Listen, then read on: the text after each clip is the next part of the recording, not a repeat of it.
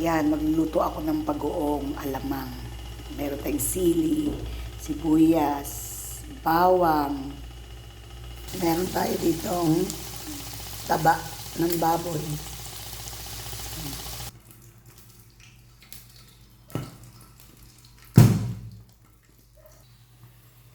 Lalagay ko na yung bawang, sibuyas, sili.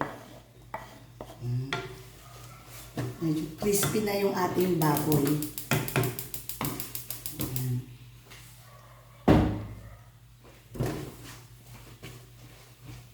Crispy na yung ating baboy para sa ating, yung karning baboy natin, crispy na. Para sa ating bagoong alamang.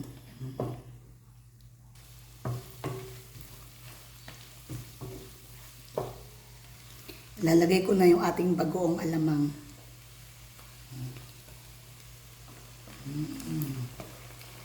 Ang bango.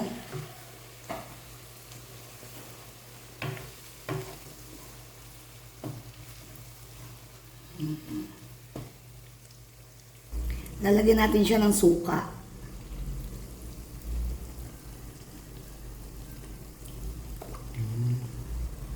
Pakuluin lang natin ng pakuluin.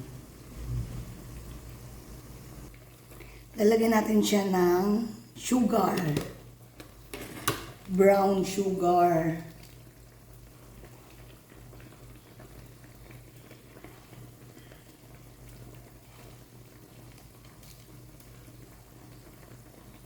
Maliit lang kasi ito. Kaya, yan. Pwede na nating haluin. Tapos hayaan lang natin siyang matuyo na nagmamantika.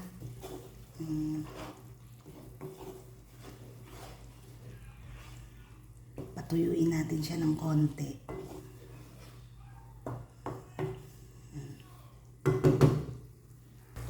Tingnan nyo itsura guys. Nagmantika na siya oh.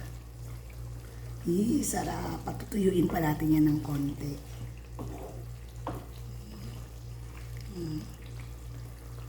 Bagoong natin.